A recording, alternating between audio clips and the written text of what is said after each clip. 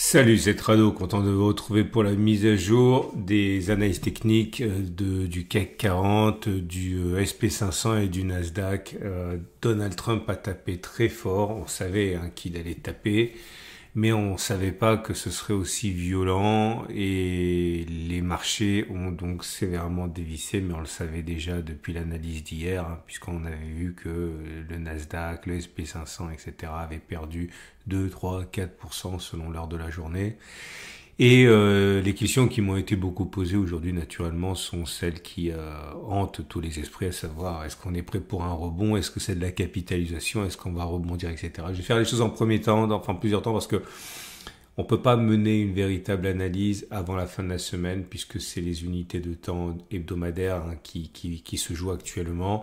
Donc demain soir, ça sera plus facile. Dans l'immédiat, je vais me contenter simplement de voir avec vous où on peut rebondir et quels seraient les signes qu'on a fait les plus bas. Ok, mais je vais rentrer véritablement en détail ce week-end. Déjà, comme vous pouvez le voir, là vous avez sous les yeux le CAC 40. On est au contact de la moyenne mobile à 200 jours. La moyenne mobile à 200 jours, il faut vraiment comprendre que c'est le juge de paix entre la tendance haussière et la tendance baissière de long terme. Ok. D'ailleurs, on tergiverse souvent sur ces niveaux parce que des intervenants arrivent sur ces niveaux-là. Vous voyez, là, par exemple, une fois qu'on a tergiversé, une fois qu'on est passé en dessous, c'est là qu'on a véritablement eu l'attaque baissière. Une fois qu'on est passé au-dessus, c'est là qu'on a eu une grande impulsion haussière. Et c'est généralement comme ça, vous voyez. On tergiverse un petit peu, on choisit notre camp, et puis ça monte, ou alors on descend, on choisit notre camp, et on baisse, etc. Donc la moyenne mobile à 200 jours, c'est super important, et c'est en gros, je le répète, la frontière entre tendance haussière et tendance baissière de long terme. Et là, comme vous pouvez le voir, tout se joue, puisqu'on est au contact de la M200. Bon, il est rare quand même que l'on traverse ça comme dans du beurre. Je l'ai dit, on a tendance à tergiverser. Ça sera l'occasion sans doute d'aller combler le gap. Mais une chose est certaine, c'est que on est maintenant, on a cassé la structure haussière. J'ai dit pendant très très longtemps qu'il fallait attendre avant de paniquer, de casser les plus bas des 77,85 en clôture. Ça, il s'est fait sur la bougie d'hier, à l'aide d'un gap d'ailleurs. Et ce gap est le troisième. Il faut savoir également que les troisièmes gaps, généralement, sont des gaps d'essoufflement et des gaps qui sont voués être comblés rapidement. Ça serait intéressant parce que vous voyez, c'est ce qui se passe généralement lorsque l'on casse une structure. Là, le support devient résistance, il est testé et une fois qu'il a changé de polarité, généralement, il s'impose. Ok, on verra, on va pas être trop vite en besogne. Mais on voit également qu'on avait un gap ici qui avait été laissé ouvert. Bon, celui-là, il est comblé, c'est terminé. On a un autre gap ici qui n'a pas été comblé. Je pense qu'il va être comblé aussi. Je dis souvent, c'est une sorte d'image que je garde en tête. C'est un peu comme le siphon de votre baignoire ou un trou noir. Plus on se rapproche d'un gap, plus on est attiré, plus c'est difficile d'en réchapper, plus on s'en éloigne, plus ça devient anodin. Et contrairement, je préfère le dire tout de suite, aux croyances, un gap n'est pas toujours comblé. Regardez ici, vous avez des gaps qui ont été ouverts et qui n'ont jamais été comblés, et beaucoup ne seront jamais comblés naturellement. Donc oui, les gaps sont généralement comblés, mais pas toujours. Mais celui-là, il est trop près à mon avis pour ne pas être comblé, et celui-là, à mon avis, va faire l'objet d'un comblement assez rapide. C'est qu'un sentiment, mais au contact de la M200, généralement, il se passe des choses. On peut rien dire de plus par rapport à ça. Sur les données hebdomadaires, je vous montre rapidement la structure. Elle est toujours haussière, mais ça, j'en reparlerai largement plus ce week-end. Vous voyez, suivez les traits gris avec des pics ascendants, des creux ascendants. La tendance est haussière. Le problème, c'est qu'on n'a vraiment pas grand-chose à se mettre sous la dent avec cette zone de support ici qui correspond à une baisse potentielle à minima de 5%, voire 12-13% pour aller chercher le bas de la zone. Enfin bon, 5% à perdre maintenant, sur cette lancée-là, c'est vraiment pas impossible. Je passe tout de suite au SP500. Alors là, c'est différent parce que voilà, tous ceux qui me demandent jusqu'où ça peut baisser, jusqu'à ça peut baisser, moi je pense que là on est bon pour un rebond. Alors, bon pour un rebond, ça veut pas dire bon pour un rebond maintenant, mais ça veut dire qu'on est dans la zone qui est bonne pour envisager une fin de baisse. On est dans une structure haussière, ok? Donc normalement les structures haussières, c'est comme là, vous voyez, quand on était descendu, on aurait pu se demander, mon Dieu, qu'est-ce qui va se passer maintenant? On a déjà perdu la bagatelle de 6%, non c'était plus, pardon, on avait perdu 9,4%, on pensait que c'était la fin. Ouais, mais on était sur une structure haussière, on est arrivé sur un support, et du coup, une fois qu'on était sur le support, ben, on a rebondi, ok. Et là, il peut tout à fait se produire la même chose. C'est un classique du genre. Quand on recule un petit peu et qu'on met les choses en perspective, tout est fractal. Si vous pensez qu'il est normal de préserver des supports sur les données journalières, il est encore plus normal de les préserver sur les données hebdomadaires. Le problème, c'est qu'on n'a aucun signe pour l'instant de rémission, mais on est sur une zone de support. On va voir quels sont les outils qui nous permettent de considérer que la baisse est terminée. Là, la M200, elle est morte et elle est enterrée. On a eu cette structure classique de cassure de la M200, retest et puis boum. Là, la structure elle est baissière depuis aujourd'hui avec des pics et des creux qui sont descendants. Bon, on s'en fiche un petit peu parce qu'on était déjà sur la zone de support, la zone où les choses peuvent éventuellement se produire, mais c'est intéressant parce que on a des repères ici pour envisager les niveaux d'invalidation de la tendance baissière. Les niveaux d'invalidation de la tendance baissière, ben ça quand on clôturera au-dessus de ça, parce qu'on aura des pics ascendants et des creux descendants. Bref, on n'aura pas des pics et descendants et des creux descendants. Donc ça, il faut le garder sous les yeux. Ce sera la fin de la tendance baissière, la structure baissière. Enfin, elle peut toujours revenir baissière, mais ce sera le niveau sérieux. On a ouvert un gap ici. On a perdu plus de 10% depuis les plus hauts sur le SP500. On en est à 12%. On était à 10% jusqu'à là. Bon, on est dans le domaine de la correction, comme on dit. Le bear market, c'est moins 20% et on est sur une zone de support. On peut continuer à baisser jusqu'à, à mon avis, voilà, moins 5% encore. Ok. Depuis les plus hauts, ça ferait une baisse de 16-17%, ce qui est un bear market léger. Ok. On verra. Et puis pour le Nasdaq, c'est pareil en pire. Mais vous voyez, tout le monde parlait d'intelligence artificielle, y compris moi. Mais voilà, on brûle ce qu'on a adoré. Et là, les Magnificent Seven entraînent tout le monde vers le bas. On en est à moins de 17%. Là aussi, on est sous la M200 avec le mouvement classique, cassure, retest et puis reboom, tendance baissière, gap, tout est là. Alors maintenant qu'on sait qu'on est bon pour un rebond, enfin, on est dans une zone qui pourrait inviter au rebond. Pourquoi ? Parce que les gros, ils doivent rentrer. N'oubliez pas quelque chose, c'est très important, c'est de savoir que les marchés américains, c'est des marchés où la retraite est par capitalisation.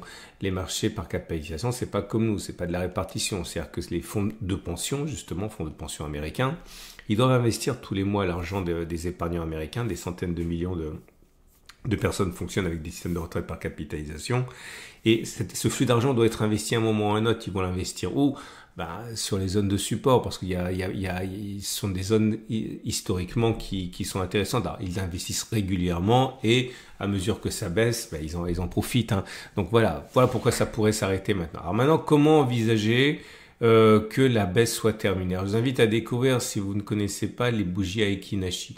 Alors, je vais mettre un tutoriel en dessous parce que c'est trop long, mais comprenez que les bougies Aiki Nashi, c'est des bougies qui sont calculées comme une moyenne de 2 bougies. Ok, je vous en dis pas plus. L'idée, c'est ça. Vous voyez, ça ressemble à ça. Et quand c'est rouge, c'est baissier. Quand c'est vert, c'est haussier. Mais pour que ce soit vraiment, vraiment haussier ou baissier, il faut que ce soit rouge sans mèche basse. Et pour que ce soit vraiment haussier, il faut que ce soit vert sans mèche basse. Et plus c'est long, plus c'est bon, comme dirait Tonton. Et l'idée ici, c'est que quand c'est petit, avec mèche haute et mèche basse, c'est de l'indécision. Donc une bougie là, baissière, baissière, baissière, indécision, indécision, baissière. Et quand c'est baissier, très baissier, il y a plus de chances pour qu'on en aille plus bas plutôt qu'on en ait fait les plus bas. Sauf que là, on est bien sûr sur un support. Ça change tout. En tout cas, voilà l'idée. Je vous propose d'utiliser, je prends le SP500 parce que c'est sur ça que j'ai fait le test. J'ai backtesté pour vous l'apparition d'une première bougie verte. Attention, les bougies vertes, c'est la moyenne de 2 bougies. Je viens de le dire, mais vous avez un tutoriel en dessous. Bref, vous avez une séquence d'au moins 3-4 bougies rouges.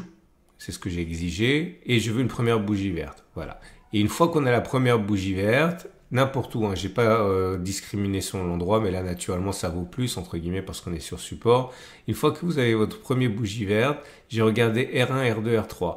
Alors, R1, c'est la distance en clôture. J'ai demandé en clôture, ok ? En dessous du plus bas de la séquence baissière. Donc voilà, la séquence baissière, elle fait bien au moins 3 bougies. J'ai mis un stop en clôture au-dessus de cette zone. Ça a été déclenché aujourd'hui, justement. Mais entre-temps, vous voyez, non, parce que c'était un 80. Donc on a fait au mieux 3,28. Alors on a fait une fois la distance au stop de protection, mais pas 2 fois ni 3 fois. Alors attention, c'est pas tout à fait vrai. Ce sont des abus de langage que je dis. 1, parce que ce sont des moyennes. Et 2, le stop de protection, ben, on ne sait pas exactement où il est puisque c'est en clôture en dessous. Simplement pour avoir une idée que la baisse pourrait être terminée. Je vous montre un exemple qui est peut-être plus flatteur. Ah oui, j'ai pris que des cours qui sont sous la M200. Ok, en tendance baissière. Voilà, il est beau celui-là, il est magnifique. Séquence baissière, très baissier, très baissier, très baissier. Hésitation, première bougie verte. Et puis à partir de là, il n'y a pas de mèche basse, donc il est plus plausible que le monde. Voilà.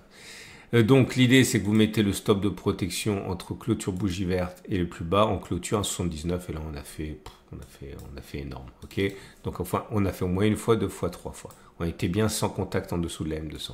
Là, ça tient, ça compte pas. On est au-dessus de la M200. Là, ça compte. On est bien en dessous de la M200, on est bien sans toucher la M200 du tout sur cette bougie-là. Pareil, on achète là, stop de protection en clôture ici, et on a fait beaucoup. Okay, donc une fois, deux fois, trois fois à distance, stop de protection. Là, c'est intéressant parce que c'est un succès aussi. Hein. C'est un succès alors qu'on dirait que c'est un échec, mais puisque j'ai dit en clôture, là, le stop de protection, il est à 1,77 en clôture. On est bien passé en dessous, mais on n'a pas clôturé en dessous, et derrière, boum. Grosse. Ok. Bon, vous avez compris comment ça fonctionne. Vous avez des belles séries, des séries affreuses, encore des belles séries, des séries qui comptent pas. Là, on revient au premier mandat de Monsieur Trump. Merci. Regardez d'ailleurs. Hein. Regardez, ça vous rappelle quelque chose peut-être ça. On serait là, en espérant, avec une baisse de 10% comme on a connu maintenant. Ou là. Bref, je continue, ça y est. Je suis remonté 10 ans en arrière pour avoir 36 occurrences. Et voilà les conclusions. Peut-on envisager, alors attention, ce n'est pas le cas, hein, que lorsque l'on aura une première bougie verte, mais je vous le dirai de toute manière, hein, on en reparlera, mais peut-on envisager de faire une fois à distance stop de protection en clôture? La réponse serait oui, monsieur. 75% des cas, ça a fonctionné comme ça. 27 succès, 9 échecs. Faire R2, 24 cas de succès, 12 cas d'échecs. Donc 67% de succès, 2 chances sur 3. Et faire R3, 22 succès, 14 échecs, 61%. Donc ça peut vraiment être pas mal, bien que malheureusement la perte ne soit pas parfaitement contrôlée, puisque c'est des stops en clôture. Mais enfin bon, si vous misez petit, peut pas vous arriver à grand chose non plus. On parle d'un indice, hein, on parle pas d'une action, d'une small cap. Hein. Donc voilà. On va attendre que ça baisse et moi je vous propose d'attendre la première bougie verte et on verra ce qu'on peut espérer faire après. Mais pour l'instant, encore une fois, vous l'aurez compris, pas de précipitation. Voilà. Dernière chose, je voulais le dire parce que je reçois forcément des mails et ça me touche un petit peu quand même. Hein. Dire oui, voilà, je suis malheureux, je viens juste de commencer à investir, j'ai été trop bête. Vous savez ça. À titre personnel, moi je fais pas, vous savez, je suis plus un investisseur qu'un trader. Je fais du trading parce que c'est une passion. Mais l'essentiel de mes sous, il est en ETF. Hein, et je peux vous dire que hier, oui, j'ai pris une baffe colossale. Hein. Donc, malgré mes connaissances, si vous me permettez, malgré mon expérience de plus de 20 ans, il y a des choses comme ça, on est obligé de les prendre. Vous pouvez pas rentrer, sortir, ça fonctionne pas, puis ça coûterait trop cher. Donc, il faut savoir que quand vous prenez une baffe comme ça et que votre portefeuille de long terme, comme le mien, saigne à des torrents de sang, c'est normal. On ne peut pas faire autrement. Si vous vous amusez à rentrer, sortir à la moindre alerte, vous allez sûrement louper le point bas et sûrement rentrer trop tard. Autant rester investi et renforcer comme avec ma méthode des zones d'accumulation rationnelle, mais ce n'est pas le débat ici, c'est la vidéo de samedi sur les ETF. Mais bon, ne vous en veuillez pas parce que vous avez perdu des sous sur la séquence d'hier. C'était complètement imparable, à moins d'être cash. Mais laissez-moi vous dire que quand vous êtes cash, vous loupez généralement les plus beaux rebonds de 5, 10, 15%. Quoi. Bon voilà, c'était une petite parenthèse. Les trades du jour. Votre rendez-vous avec IG. IG, bien plus que du trading. Une équipe d'experts à vos côtés. Si vous êtes haussier, vous pouvez acheter maintenant, mais dans ce cas, si vous achetez maintenant, soit vous êtes super agressif en disant voilà, je mets un stop ici et puis je ne veux pas risquer grand-chose.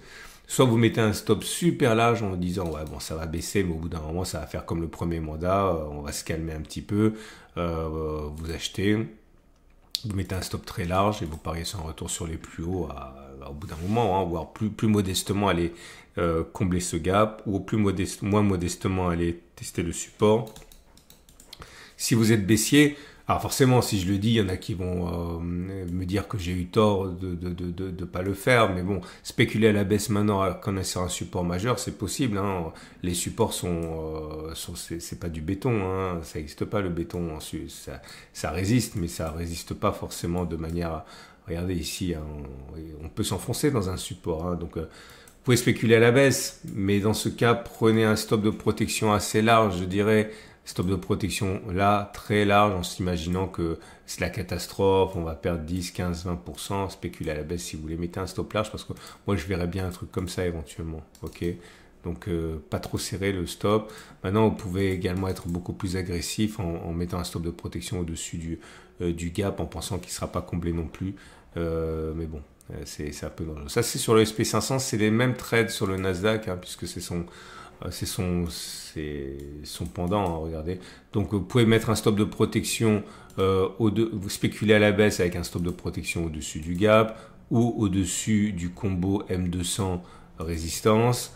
Ça c'est pour spéculer à la baisse. Spéculer à la hausse, ben, c'est l'inverse de ce que j'ai dit, hein. Vous pouvez parier sur le fait que on va réintégrer les bandes de Bollinger, qu'on va aller combler le gap, mettez un stop de protection très serré, ou alors au contraire très large. C'est pas le même genre de trade, hein. Okay. Et puis pour le CAC 40, j'ai envie de dire c'est pareil, sauf que la M200 est encore au contact des cours. Bon, ce gap il va y passer à mon avis, hein, mais il va peut-être pas y passer tout de suite. Solution numéro 1, vous envisagez d'acheter maintenant, parier sur un rebond, un comblement de gap, stop de protection en dessous, ou alors vous spéculez à la baisse. Spéculer à la baisse maintenant, ça me semble toujours un petit peu bizarre, mais vous pouvez le faire. Stop de protection, sans doute aller au moins là pour être protégé par la résistance et tous les gaps, viser un retour sur la zone ici. Mais bon, c'est compliqué. C'est pas parce que c'est compliqué qu'on peut pas le faire, hein. Tant que vous avez un support et des résistances et un money management fiable, ça va, hein. Mais c'est vrai que c'est sportif, hein. Adapté par contre les tailles de position. C'était trop long. C'est une excellente journée. Je vous dis, vous avez un bouton sur YouTube pour lire mes vidéos à la vitesse x2, beaucoup le font d'ailleurs, parce que je parle lentement. N'hésitez pas à le faire. Excellente journée, plein de choses qui vous attendent. L'or commence à corriger, peut-être que ça pourrait vous intéresser parce que ça faisait longtemps qu'on attendait ça. À demain pour la mise à jour.